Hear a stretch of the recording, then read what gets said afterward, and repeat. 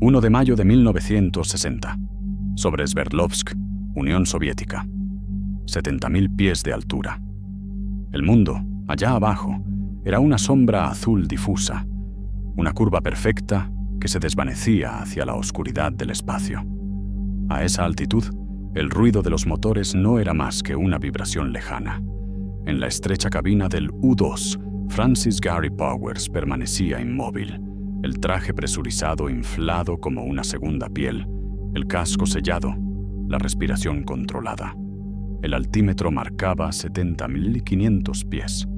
No había estelas, ni horizonte, ni movimiento alguno. Solo el silencio del cielo y las alas plateadas del Lockheed cortando la atmósfera como una aguja. Powers ajustó el flujo de oxígeno y miró el panel de control de las cámaras. Cada disparo del sistema HICON capturaba 12 millas de territorio soviético, refinerías, líneas férreas, complejos de misiles, aeródromos, ciudades enteras reducidas a cuadrículas diminutas. Llevaba más de 3 horas de vuelo cruzando el corazón del país enemigo, más lejos de lo que ningún piloto estadounidense había llegado jamás. Y debajo de él, invisible, un imperio entero observaba el cielo.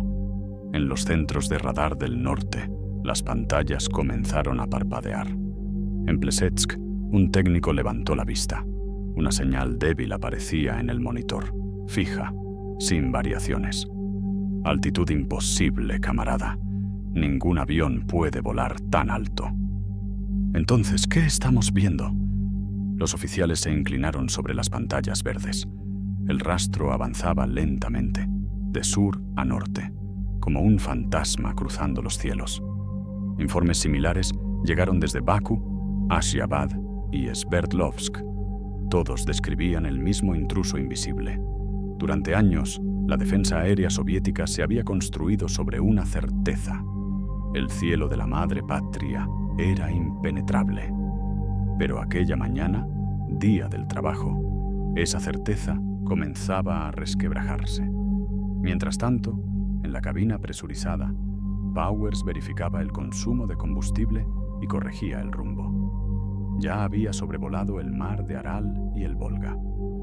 Su siguiente objetivo, Sverdlovsk, sede de fábricas militares y centros de investigación ocultos al mundo exterior. Ajustó el timón y giró lentamente el aparato. Su radio permanecía muda. A esa altura, ninguna transmisión podía alcanzarlo y ningún caza podía seguirlo. Los ingenieros de la CIA lo llamaban la altitud perfecta, demasiado alto para los aviones, demasiado bajo para el espacio, una frontera que no pertenecía a nadie. Powers lo creía. Todos lo creían. Miró hacia el horizonte.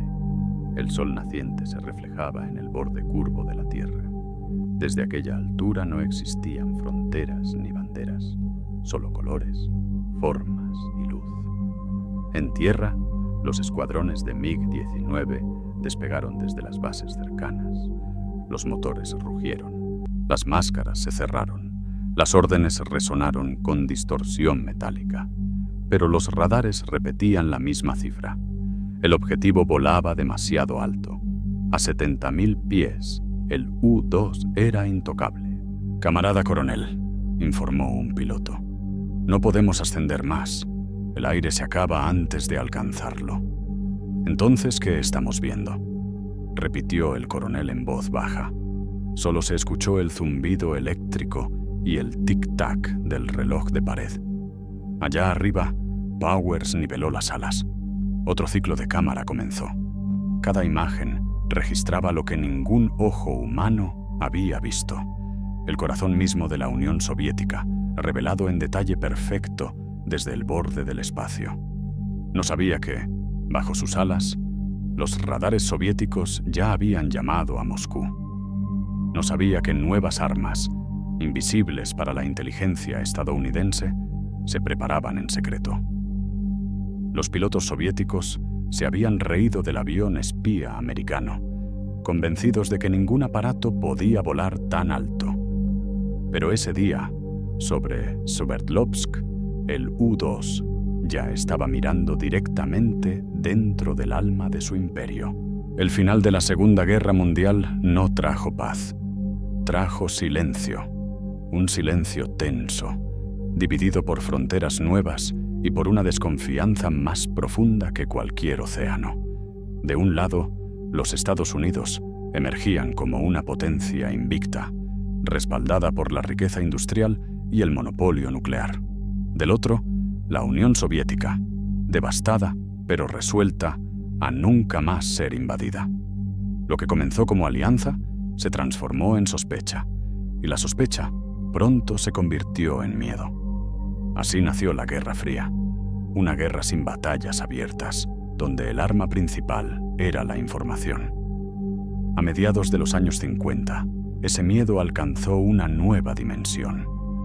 Washington temía que la Unión Soviética estuviera construyendo bombarderos y misiles a un ritmo que superaba cualquier cálculo occidental. Los estrategas hablaban del Bomber Gap, la brecha de bombarderos, y del Missile Gap, la brecha de misiles. Cada rumor, cada desfile militar en la Plaza Roja era analizado como si escondiera la verdad de una amenaza invisible. Pero había un problema. Estados Unidos estaba ciego. Más allá del telón de acero, no existían fotografías recientes, ni mapas fiables, ni fuentes directas. Ningún avión había cruzado con éxito el espacio aéreo soviético desde el final de la guerra. Los satélites aún eran un sueño. Todo lo que sabían provenía de rumores, de espías infiltrados o de observaciones desde la frontera. Mientras tanto, la Unión Soviética era invisible. Detrás de su muro de secreto, el Kremlin ocultaba sus fábricas, sus lanzadores de misiles, sus campos de aviación y sus laboratorios nucleares. Nadie en Occidente podía confirmar qué había realmente detrás de aquellas fronteras cerradas. Para los servicios de inteligencia estadounidenses, era como mirar una tormenta desde el exterior. Se veía el relámpago, pero no el origen del trueno. Antes del U-2, los intentos de obtener información habían sido desesperados. Aviones RB-45 y B-47 habían intentado incursiones de reconocimiento a gran altitud, pero eran lentos, pesados y vulnerables. Algunos lograron volver, otros desaparecieron en el radar y nunca regresaron. También hubo experimentos con globos espía lanzados desde Europa y Turquía. Muchos fueron derribados. Otros cruzaron el cielo siberiano y se perdieron en el océano. Ninguno trajo respuestas. A finales de 1953, el mundo parecía congelado en un equilibrio de miedo. Stalin había muerto ese mismo año, dejando tras de sí un país gobernado por sombras y sospechas. Su sucesor, Nikita Khrushchev, no tardó en convertir esa herencia en un nuevo tipo de orgullo, el orgullo de la industria, de los cohetes y del acero. Mientras Estados Unidos confiaba en su poder económico, la Unión Soviética confiaba en su silencio. Ambas potencias sabían que una guerra abierta significaría el fin del mundo, pero cada una creía que la otra se preparaba para iniciarla. Y en esa paranoia recíproca, el cielo se convirtió en el territorio más codiciado. Estados Unidos necesitaba ojos, ojos que pudieran mirar más allá del telón de acero, atravesar la niebla del secreto y revelar la verdad. Ojos que no pudieran ser alcanzados por ningún misil, ni interceptados por ningún avión. Y así, mientras los radares soviéticos escaneaban el horizonte, buscando enemigos que aún no existían, en una base desértica de California, comenzaba a construirse algo que cambiaría para siempre el equilibrio del mundo. Washington necesitaba ojos que pudieran ver más allá del telón de acero, desde un lugar donde ningún misil pudiera alcanzarlos. En 1954, el presidente Dwight D. Eisenhower enfrentaba un dilema que no podía resolver con ejércitos ni discursos. Necesitaba saber qué estaba construyendo la Unión Soviética. Los satélites aún no existían. y las misiones aéreas convencionales eran un riesgo político demasiado alto. Sin pruebas, los planificadores del Pentágono seguían operando entre conjeturas. Cada rumor sobre bombarderos soviéticos era tratado como amenaza inminente. Ese año, la Agencia Central de Inteligencia propuso una solución tan improbable que parecía sacada de la ciencia ficción. Un avión que pudiera volar más alto que cualquier otro, lo bastante rápido para escapar de cualquier interceptor y lo suficientemente liviano para llegar al borde del espacio. Un avión que podría mirar hacia abajo y fotografiar el corazón del enemigo con la claridad de un microscopio. Eisenhower aprobó el proyecto en secreto. Lo llamaron Aquaton, un nombre anodino para ocultar la mayor operación de espionaje tecnológico de la década. El contrato se entregó a una pequeña división de Lockheed Aircraft, conocida por su aislamiento y su audacia, los Skunk Works, en Burbank, California. El hombre a cargo era Clarence Kelly Johnson, un ingeniero que no creía en los límites. Johnson había diseñado el P-38 Lightning y el jet F-104 Starfighter, pero lo que ahora le pedían era distinto a todo. No debía crear un caza ni un bombardero, sino algo completamente nuevo. Una máquina que pudiera flotar en el aire a 21.000 metros de altura, donde el cielo se oscurecía y el oxígeno casi no existía. Para lograrlo, el avión debía ser extraordinariamente liviano. Cada tornillo, cada cable, cada gota de combustible se calculaba con precisión obsesiva. Johnson ordenó construir alas tan finas y largas que ningún avión militar las había tenido jamás.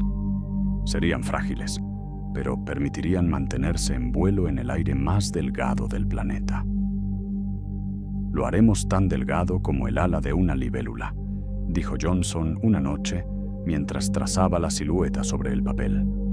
Y visible para nadie, respondió un agente de la CIA a su lado. El proyecto avanzó en el más absoluto secreto. Los ingenieros trabajaban bajo vigilancia constante, sin saber del todo para quién estaban construyendo. Las piezas se fabricaban en talleres dispersos y se reunían solo en el último momento. Cada componente llevaba un número distinto de serie. Ninguna etiqueta mencionaba la palabra espionaje. El motor fue otro desafío. Los reactores convencionales perdían potencia a gran altitud, así que Johnson y su equipo recurrieron a un motor de un solo eje, modificado a partir de los de cazas tácticos, pero afinado para funcionar donde el aire casi desaparecía. Cada prueba se hacía de noche, cada vuelo fuera de los radares civiles. En los documentos oficiales, el proyecto Aquaton no existía. Los registros hablaban de estudios meteorológicos y aviones de investigación atmosférica. Los pilotos eran contratistas civiles, no militares. Si algo salía mal, el gobierno podía negar cualquier vínculo con ellos. Para las pruebas, se buscó un lugar lo bastante remoto para que nadie lo encontrara. En el desierto de Nevada, en un valle seco rodeado de montañas, los ingenieros instalaron un pequeño hangar metálico junto a una pista improvisada. Lo llamaron simplemente Groom Lake. Allí, bajo el sol inclemente del desierto, el primer prototipo fue ensamblado pieza por pieza. El fuselaje era tan estrecho que el piloto debía entrar como un buzo en un tubo. No tenía armamento, ni blindaje, ni sistemas de defensa. Solo una cámara gigantesca que ocupaba casi toda la parte frontal del avión. Durante las primeras pruebas, el aparato se elevó lentamente, como si el aire se negara a sostenerlo. Pero cuando alcanzó la altitud de crucero, todo cambió. El radar desapareció, el cielo se volvió negro, y el avión, tan frágil en apariencia, se volvió intocable.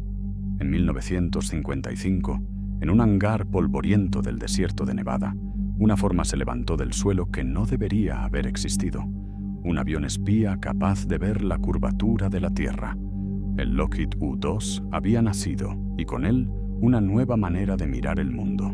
El primer U-2 despegó de Groom Lake en el verano de 1955. Era una mañana clara y seca, sin testigos más allá de un puñado de ingenieros y oficiales de la CIA. El avión se elevó con dificultad al principio, luchando contra el aire caliente del desierto. Pero cuando alcanzó los 20.000 metros de altitud, el mundo debajo se volvió irreconocible. A esa altura, el cielo ya no era azul, era negro. El sol brillaba sin atmósfera que lo suavizara, y el horizonte mostraba una curva que solo los astronautas habían imaginado. El piloto de prueba, Tony LeVier, describió la experiencia como volar al borde del tiempo. No había sonido, ni viento, ni sensación de velocidad. Solo la soledad del espacio y la certeza de estar en un lugar donde ningún ser humano debía estar. Las pruebas en Nevada y Nuevo México demostraron que el avión era estable, pero el cuerpo humano no.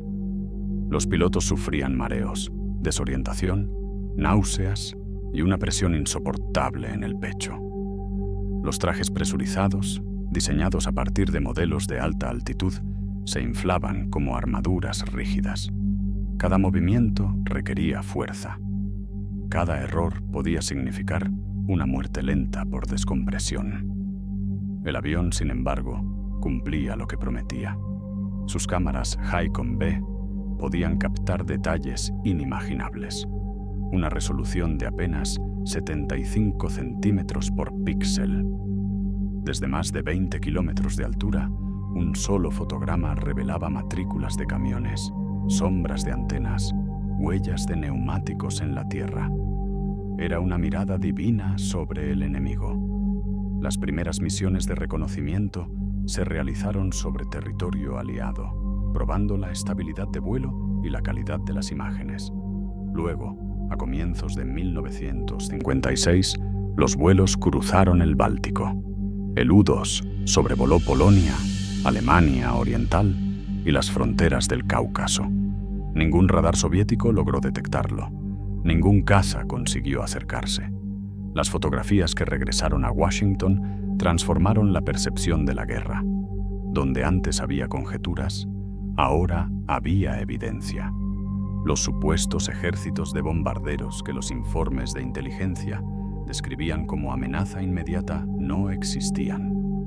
Los misiles intercontinentales soviéticos eran escasos, experimentales y muchos ni siquiera operativos. El tan temido Bomber Gap era un mito. El Missile Gap también. Las imágenes revelaban un país poderoso, sí, pero aún lejos de la capacidad industrial que proclamaba su propaganda. Los hangares eran menos, las pistas más cortas, los arsenales más pequeños de lo imaginado. En las fotos de los desfiles del 1 de mayo, la CIA descubrió algo revelador. Los mismos aviones desfilaban en círculos sobre Moscú, pasando varias veces frente a las cámaras occidentales para fingir una flota mayor. Cuando Eisenhower vio las primeras imágenes clasificadas, comprendió que el riesgo había valido la pena. Por primera vez desde el fin de la guerra, Estados Unidos sabía exactamente contra qué se enfrentaba. No eran rumores, no eran discursos, eran fotografías. Cada vuelo del U-2 reescribía el mapa del poder soviético. Cada fotografía reescribía el miedo americano. El presidente ordenó continuar las misiones. Los pilotos serían civiles, los vuelos no oficiales, y los objetivos cada vez más profundos en territorio enemigo. Lo que había empezado como una apuesta técnica se convirtió en la operación de espionaje más ambiciosa del siglo.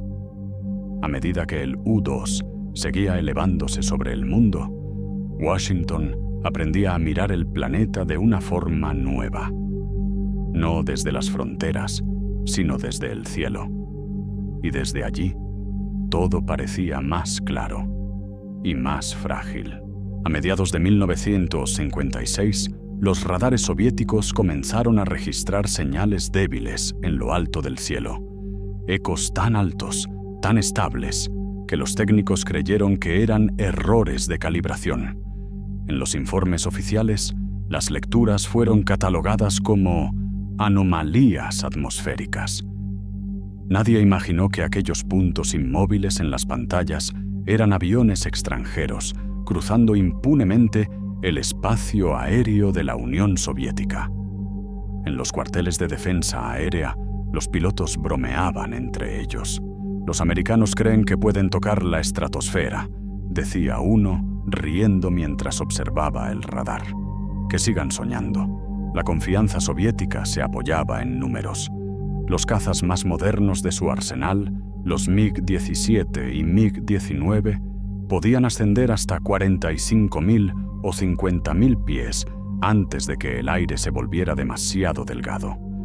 Más allá de esa altura, los motores se ahogaban, los controles perdían eficacia y los pilotos sentían que el cielo se les cerraba encima. Ningún avión había volado establemente por encima de esa barrera. Para ellos, el límite de la atmósfera era una muralla invisible, inquebrantable.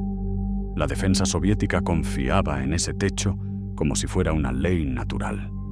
Los radares se diseñaban para detectar objetivos dentro de esas cotas. Las baterías antiaéreas, los misiles, incluso los protocolos de alerta temprana, partían de la misma certeza. El enemigo solo podía llegar hasta cierto punto. Por eso, cuando comenzaron los rumores sobre aviones invisibles que cruzaban los Urales o el Cáucaso, nadie los tomó en serio. Los comandantes atribuyeron los informes a fallos del instrumental, a reflejos de meteoritos o incluso a experimentos meteorológicos estadounidenses. Los altos mandos del Ministerio de Defensa rieron ante las primeras quejas de las unidades regionales. Los americanos están midiendo nubes, no territorios, dijo un general con desdén. Que midan lo que quieran. Durante los desfiles del 1 de mayo, los discursos en la Plaza Roja proclamaban la supremacía tecnológica soviética.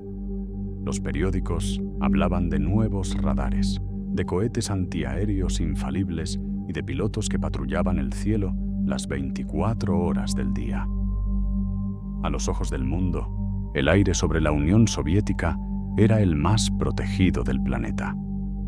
Pero la realidad era otra. Mientras la propaganda soviética llenaba los noticieros de imágenes de misiles y banderas, los U-2 sobrevolaban las mismas ciudades desde alturas que ningún caza podía alcanzar.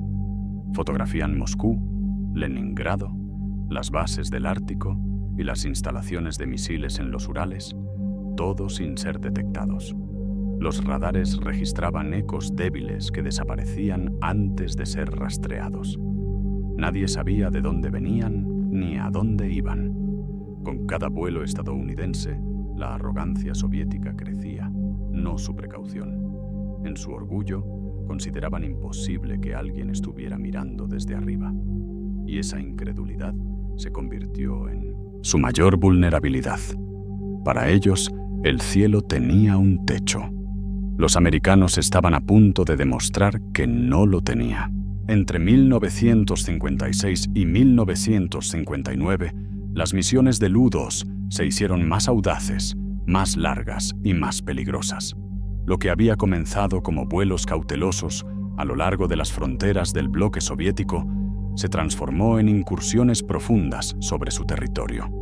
Los pilotos estadounidenses fotografiaron Leningrado, Moscú, Vladivostok y Arzamas-16, la ciudad secreta donde los científicos soviéticos desarrollaban armas nucleares. Cada vuelo era una provocación, cada imagen una afrenta. Y sin embargo, ninguno de aquellos aviones fue derribado. Los radares soviéticos ya podían seguir parcialmente la trayectoria de los U-2, pero solo como líneas erráticas que aparecían y desaparecían en la pantalla. Las estaciones de seguimiento lograban predecir su ruta, mas nunca alcanzarlos.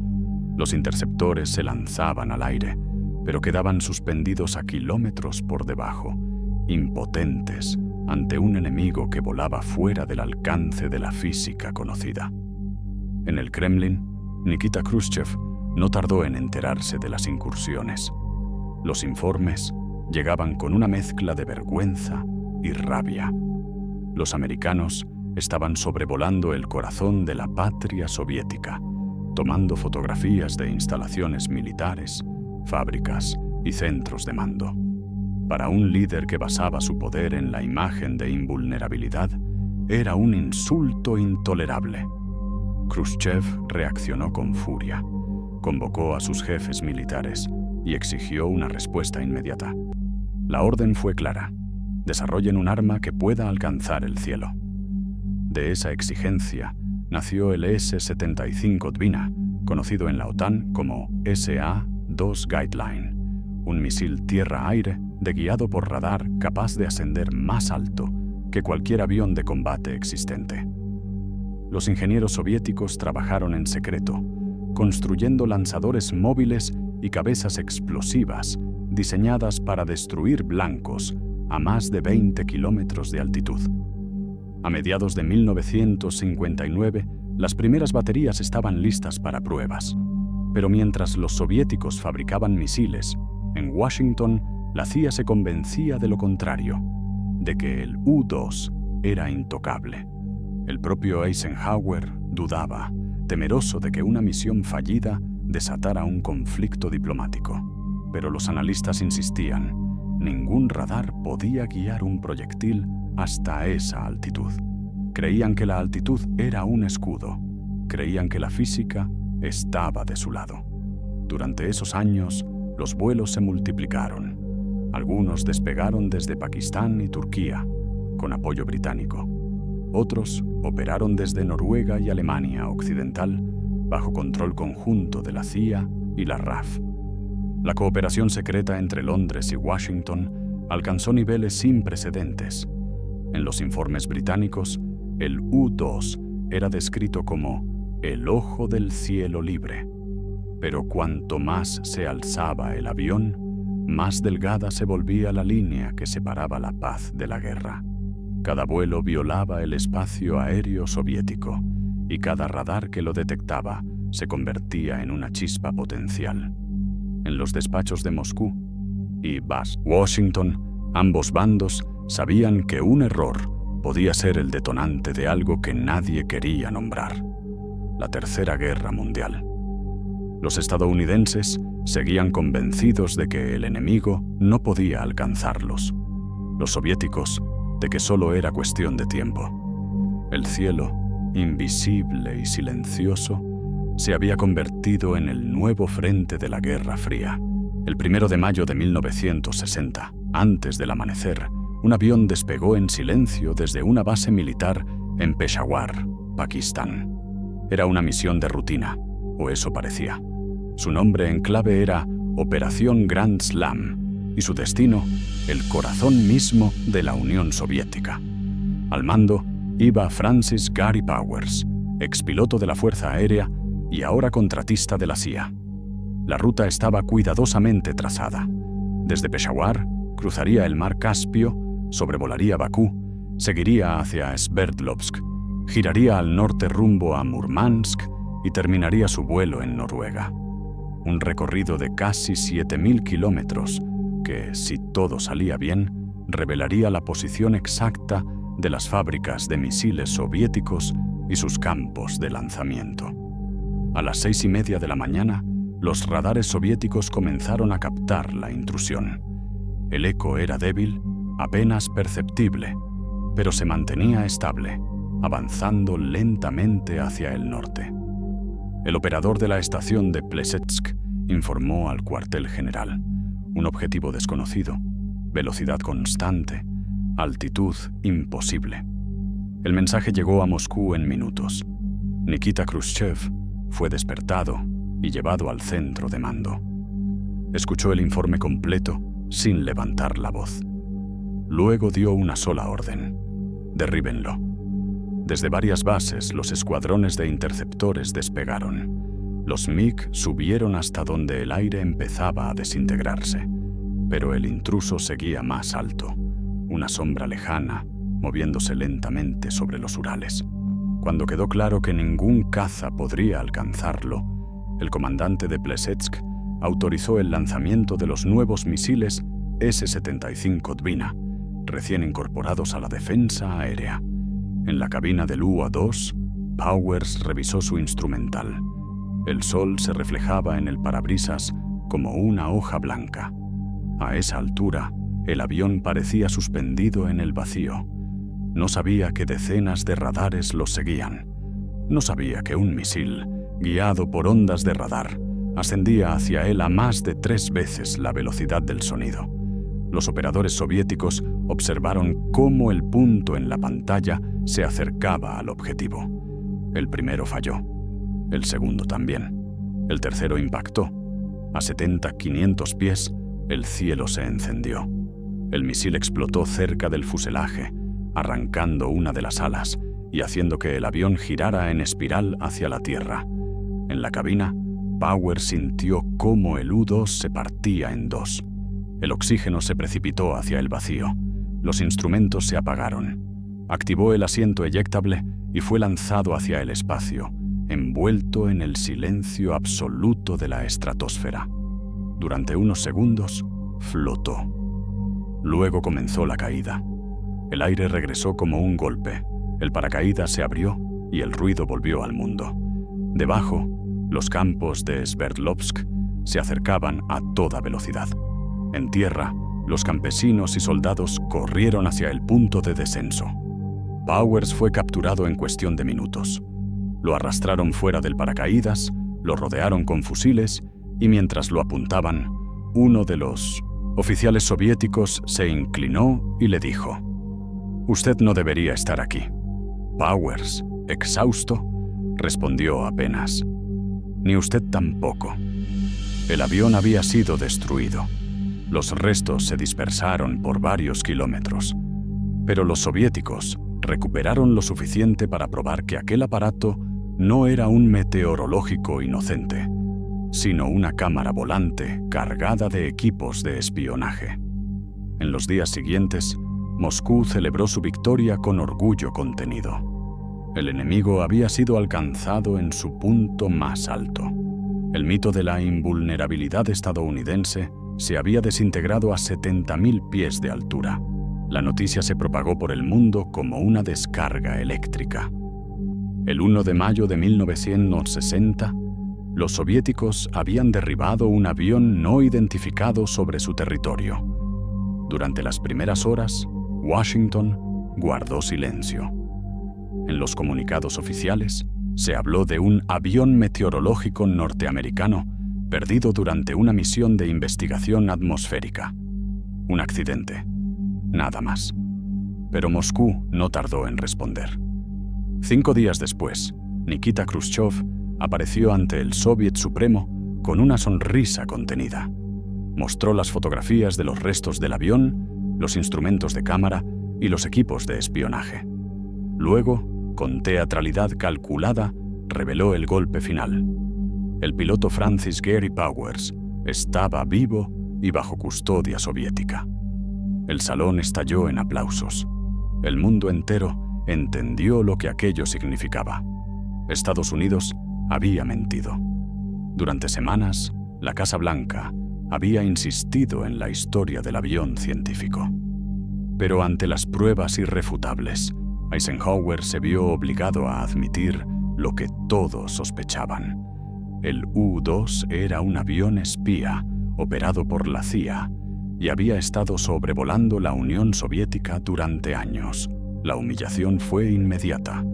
En un solo movimiento, el país que había presumido de moral y transparencia quedaba al descubierto. La cumbre de París, prevista para mediados de mayo y que debía reunir a Estados Unidos, la Unión Soviética, el Reino Unido y Francia, se convirtió en un campo de ruinas diplomáticas. Khrushchev llegó al encuentro con las fotografías de Powers en la mano, dispuesto a destruir lo que quedaba de confianza entre los líderes. Eisenhower intentó suavizar el daño, declarando que las misiones habían sido necesarias para preservar la seguridad del mundo libre. Pero las palabras no bastaron. Khrushchev abandonó la conferencia y anunció la suspensión indefinida de toda negociación. La Guerra Fría acababa de entrar en su fase más peligrosa. El avión había volado más alto que cualquier otro en la historia y había hecho caer la diplomacia al punto más bajo. Las consecuencias fueron inmediatas. Los vuelos del U-2 sobre territorio soviético se suspendieron de forma permanente. Las bases secretas en Turquía y Pakistán fueron cerradas. Los pilotos fueron reasignados o silenciados. En Langley, la CIA comprendió que el cielo ya no era seguro, pero la necesidad de ver más allá del telón de acero seguía siendo la misma. Si el enemigo podía derribar un avión, entonces la respuesta no debía estar en la atmósfera, sino más arriba. Así comenzó un nuevo proyecto, más ambicioso, más lejano de todo riesgo humano. El programa Corona, la primera generación de satélites espía. El U-2 había observado desde la estratosfera. Su sucesor miraría desde el espacio. El derribo del U-2 no solo cambió el rumbo de una misión, cambió el rumbo del siglo. Hasta aquel día, el cielo había sido un escenario de presunción y dominio, un territorio que los Estados Unidos consideraban suyo por derecho tecnológico. Pero el misil soviético que alcanzó al avión de Powers demostró algo más profundo, que ninguna altitud garantizaba seguridad, que la superioridad aérea ya no dependía de volar más alto, sino de volar diferente. En los meses que siguieron al incidente, el equilibrio global se reconfiguró. La Unión Soviética, orgullosa de su victoria, invirtió enormes recursos en reforzar su red de defensa antiaérea. Centenares de baterías S-75 Dvina se desplegaron a lo largo del país, formando una muralla invisible contra cualquier incursión futura. La lección había sido clara. El enemigo podía venir del cielo y debía ser detenido antes de que lo tocara. En Estados Unidos, la respuesta fue distinta. Si la altitud ya no era un escudo, entonces el futuro debía encontrarse en la invisibilidad. Los ingenieros de Lockheed, bajo la dirección del mismo Kelly Johnson, iniciaron nuevos proyectos secretos.